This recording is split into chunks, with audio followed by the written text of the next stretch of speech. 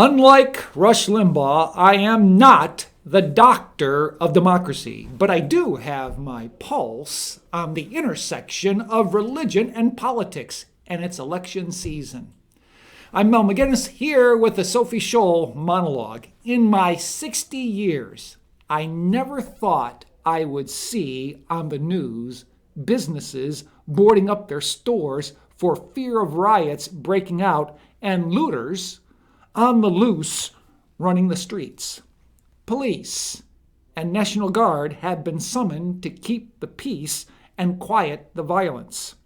This is us, the United States, with an august history of peaceful and orderly elections.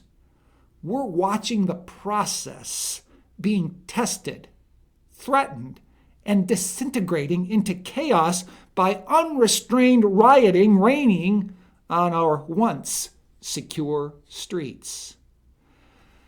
The farther removed we are from our founders, the farther we drift from their principles.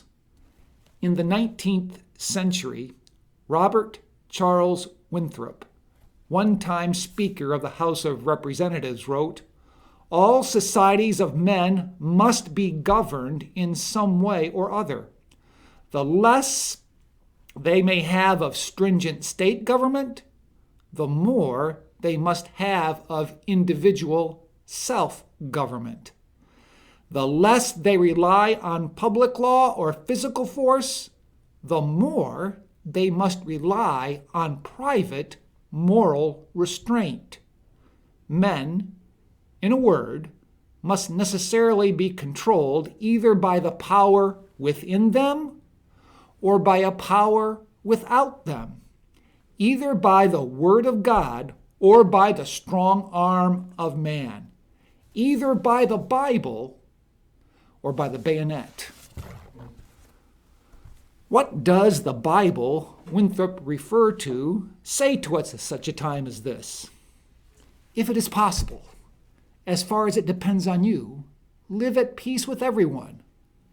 Do not take revenge, my friends. Make every effort to live in peace. Seek peace and pursue it.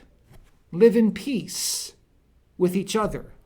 Let the peace of Christ rule in your hearts. Blessed are the peacemakers, for they will be called the sons of God. Those words are far from the mind of the rioters, looters, and members of Antifa and BLM. Enraged, they cast off the words of Winthrop, rejecting control both from within and without, while raising their clenched fist of anarchy, defiance, and destruction, psychotically stampeding on the streets. Shockingly, I for once agree with comedian Bill Maher. Let's skip the Civil War and go right to reconciliation. That whopper of a term does more than bring divided human beings together.